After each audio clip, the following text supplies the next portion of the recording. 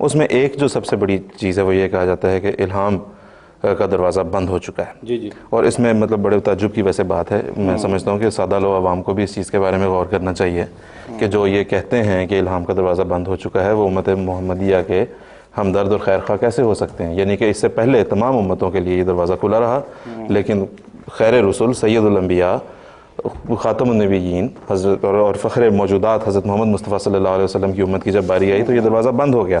جلال صاحب آپ ہمیں بتائیں کہ اگر تو ہم یہ سمجھیں جس طرح کہ یہ لوگ کہتے ہیں ظاہر ہے کہ غلط طور پر کہ الہام کا دروازہ بند ہو چکا، جب مسیح موعود اور مہدی موعود نے آنا تھا تو اس کو کس نے بتانا تھا کہ تم امام مہدی ہو اور تم مسیح موعود ہو؟ کیا اس نے خود ہی نکل کے بازاروں میں یہ کہنا تھا کہ مجھے لگتا ہے میں امام مہدی ہوں؟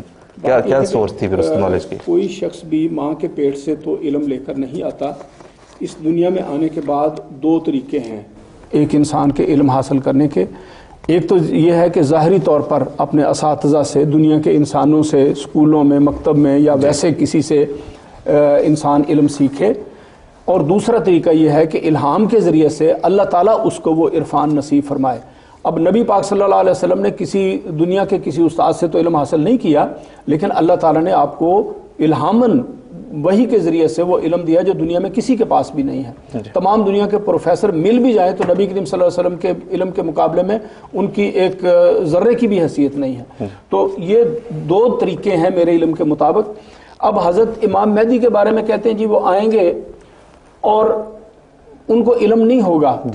تو ایک طرف تو اس کے دو ہی ذریعے ہیں، یا تو اللہ تعالیٰ علم دے گا تو اللہ تعالیٰ تو الہام یا وحی کے ذریعے سے علم دیتا ہے، وہ تو آپ نے دروازہ بند کر دیا کہ نہیں جی وہ تو نہیں آ سکتا. پھر دوسرا ذریعہ رہ جاتا ہے کہ انسانوں سے علم سیکھے. تو کیا وہ شخص جو خود ان زمانے کے علماء سے علم سیکھے گا ان کے لیے وہ راہبر بن سکتا ہے؟ وہ تو ہنسیں گے کہ جی تم تو ہمارے شاگرد ہو، ہمیں کیا سبق دے رہے ہو. اور پھر وہ علماء کیا سکھائیں گے ان کو؟ وہی سکھائیں گے جو اس وقت علماء کی کیفیت ہے. کس مولوی کے پاس جائے گا؟ وہ شیعوں کے پاس جائے گا یا بریلویوں کے پاس جائے گا یا دیوبندیوں کے پاس جائے گا یا وہابیوں کے پاس جائے گا؟ کس کے پاس جائے گا؟ وہ تو ایک دوسرے کو کافر کہہ رہے ہیں. اور یہی تعلیم حضرت امام مہدی کو بھی دیں گے تو پھر وہ یقیناً مسلمانوں کو اکٹھا کرنے کا موجب نہیں ہو سکتا. بات یہ ہے کہ قرآن کریم نے یہ دروازہ واضح طور پر اس کا جو ہے نا حل فرما دیا ہے. اللہ تعالیٰ فرماتا ہے اعوذ باللہ من الشیطان الرجیم ان الذین قالوا ربنا اللہ ثم استقاموا تتنزل علیہم الملائکۃ الا تخافوا ولا تحزنوا وابشروا بالجنۃ التی کنتم توعدون. وہ لوگ جنہوں نے اللہ تعالیٰ کو مانا اور کہا کہ ہمارا رب اللہ ہے، پھر اس کے اوپر قائم ہو گئے، استقامت اختیار کی، اللہ فرماتا ہے یقیناً ان کے اوپر فرشتے نازل ہوں گے. اور فرشتہ اپنی طرف سے تو کوئی کلام لے کر نہیں آتا، وہ اللہ تعالیٰ کا کلام لے کر آئیں گے. اور اللہ تعالیٰ کے کلام کو ہی الہام یا وحی کہا جاتا ہے جو فرشتے کے ذریعے سے آتا ہے. اور وہ فرشتہ لے کر آئے گا اور آ کے ان لوگوں کو کہے گا کہ گھبراؤ نہیں، ہم اس دنیا میں بھی تمہارے ساتھ ہیں اور مرنے کے بعد بھی تمہارے ساتھ ہیں. تو یہ اس آیت سے پتہ لگتا ہے کہ یقیناً وہ حضرت مہدی علیہ السلام پر وحی جو ہے وہ ضرور نازل ہوگی. ایک ضمن میں عرض کر دوں، مجھے اجازت دیں چند سیکنڈ کی، کہ اور کسی پر وحی نازل ہو یا نہ ہو، حضرت امام مہدی علیہ السلام کے بارے میں تو خود نبی کریم صلی اللہ علیہ وسلم نے یقیناً فرمایا ہے کہ اس کے اوپر وحی نازل ہوگی. اور وہ مختلف صحیح مسلم کی حدیث ہے کہ عیسیٰ نبی اللہ ایک جگہ پر مقید ہو جائے گا اور اللہ تعالیٰ الہام کے ذریعے سے اس کی رہنمائی فرمائے گا. پھر عیسیٰ مسیح اللہ کو یہ ہوگا اور اللہ تعالیٰ الہام نازل کرے گا.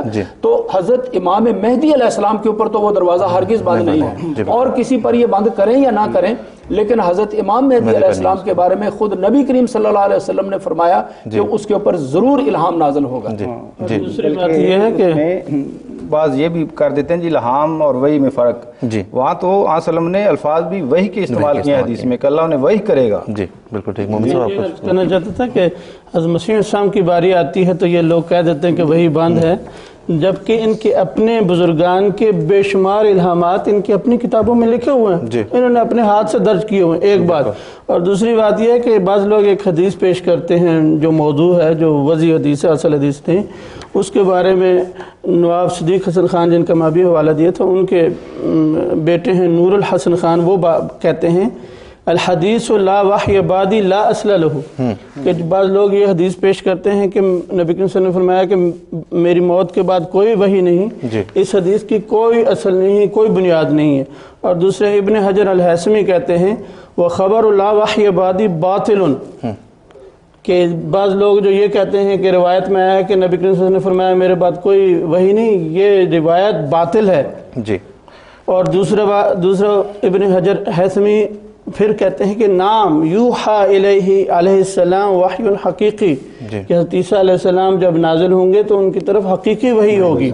اور آگے لکھتے ہیں وَذَلِكَ عَلَى لِسَانِ جبریل، کہ جبرائیل علیہ السلام وہ وحی لے کے آئیں گے۔ آگے وہ کہتے ہیں کیونکہ وہی اللہ تعالیٰ اور بندوں کے درمیان سفارت کا کام کرتے ہیں۔ بالکل ٹھیک ہے، بہت بہت شکریہ مومن صاحب، جزاک اللہ، شکریہ۔ صاحب کو میں صرف اتنی درخواست کروں گا کہ اور کچھ نہیں تو تذکرۃ الاولیاء پڑھ لیں، بڑی مشہور کتاب ہے، اس میں آپ کو سینکڑوں مثالیں بلکہ ہزاروں مثالیں ملیں گی کہ اللہ تعالیٰ نے اپنے اولیاء کے ساتھ کلام کیا۔ اگر وہ ان اولیاء کے ساتھ کلام کرتا ہے تو امام مہدی علیہ السلام کے ساتھ کیوں کلام نہیں فرمایا؟ اور اس میں یہ بھی قابل غور بات ہے نا کہ جو شخص یہ کہہ رہا ہے کہ الہام کا دروازہ بند ہے وہ امت مسلمہ کا ہمدرد نہیں ہو سکتا۔ ہمدرد امت مسلمہ کا وہی شخص ہے جو یہ کہتا ہے کہ وہ خدا اب بھی بناتا ہے جسے چاہے کلیم، اب بھی اس سے بولتا ہے جس سے وہ کرتا ہے پیار۔ یہ کلام ہے حضرت مرزا غلام احمد صاحب قادیانی علیہ السلام، جو کہ اس دور کے مسیح موعود اور امام مہدی ہیں۔ انہوں نے فرمایا کہ وہ خدا اب بھی بناتا ہے جسے چاہے کلیم۔ اور اگر یہودی امت کی عورتیں جیسے موسیٰ علیہ السلام کی والدہ اور عیسیٰ علیہ السلام کی والدہ، ان کو وحی ہو سکتی ہے، جیسے قرآن شریف نے بار بار ان کی وحی کا ذکر کیا ہے، تو کیا ہماری امت نبی کریم صلی اللہ علیہ وسلم کی امت جو خیر امت کہلاتی ہے، ان کے مرد اس قابل نہیں ہے کہ ان کو وحی ہو؟